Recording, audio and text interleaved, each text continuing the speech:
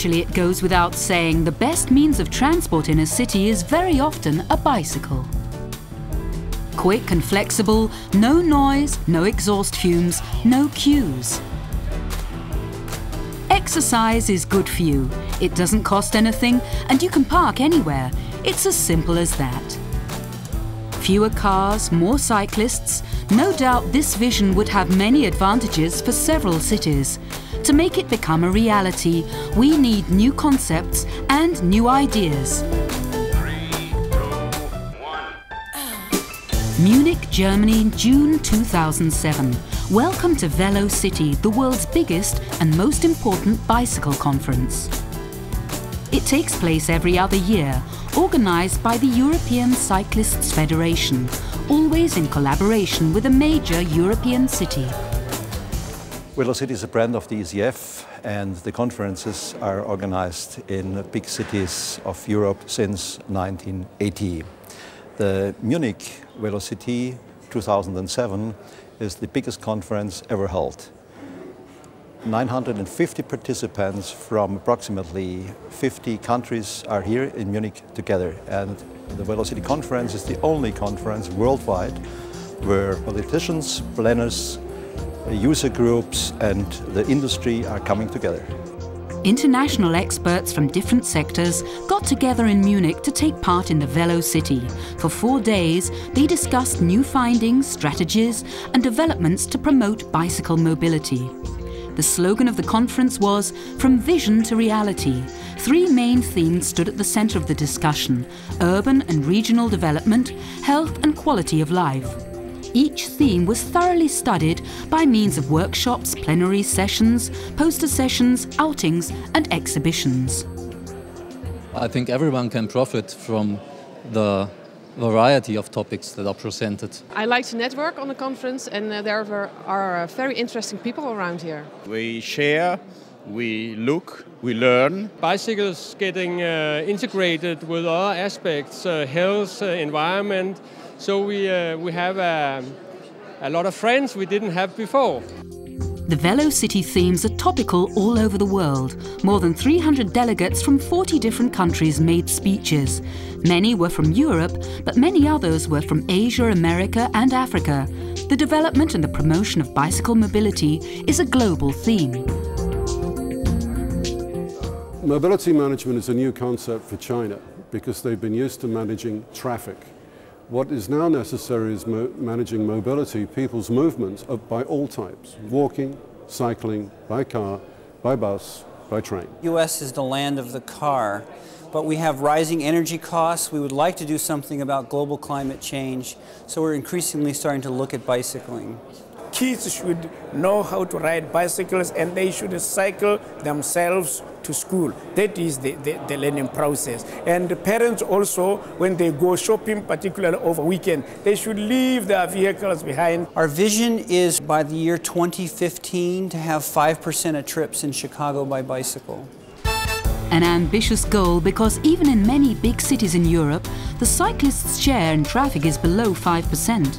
A remarkable contribution to the increasing percentage is certainly to be ascribed to the organisation of a Velo conference. In London, Barcelona, Amsterdam, Dublin, Paris and now Munich, Velo-city conferences have been held in many big European cities and have given impetus to bicycle mobility.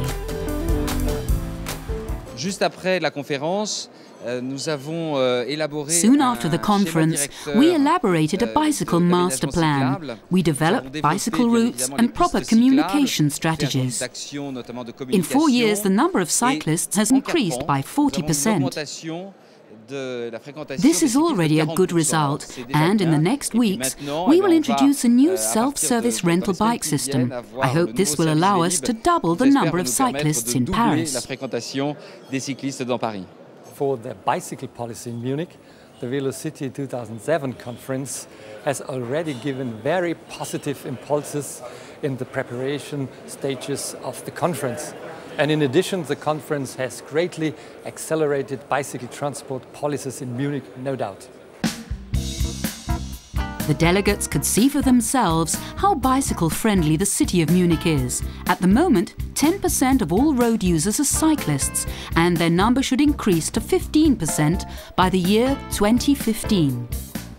On their outings in the city centre, the delegates could see how Munich intends to attain this goal. A city where the conference is, I think it gives a boost. It's probably a good way to confirm a direction. I think Munich has taken a direction, and I think the success of the conference will give Munich a good boost for the next steps. What Munich would like to attain, Copenhagen has already more than achieved. There, city traffic is no longer conceivable without bikes.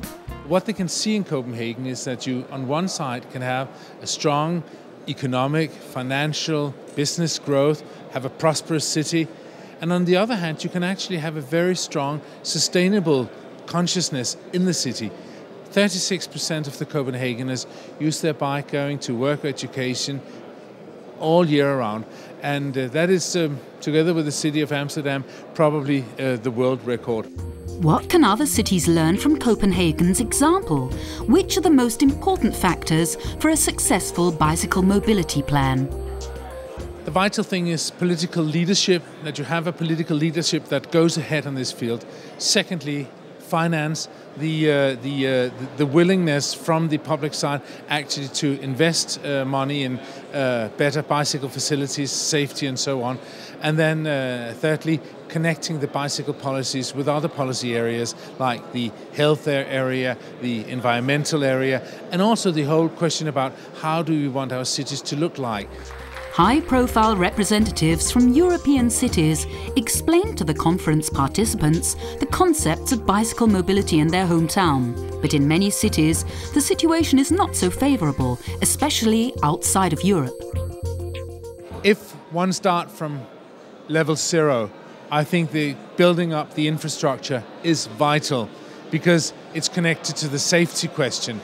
If you see a picture of a smashed cyclist in the paper, it will not get you up on the bicycle. But if you hear the rumor or the city talking about, well, it is actually safe to go up on a bicycle and you are very vulnerable on a bicycle. If you communicate the safety issue and actually creates the city so it is safe to cycle, then you have a good starting point. At the conference centre in Munich, there were also several information booths of industrial companies that support the Velo-city conference. Shimano is supporting the Velo-city conference because it is important that all those experts and specialists from around the world with their own background have a platform to communicate the future of the cycling infrastructure, the future of the safety for the cyclist. So that is our goal, to provide a platform to unite also our interest and to support with our interest the development of riding a bicycle. Velo-city 2007 in Munich was a perfect platform and information forum to exchange views and for networking.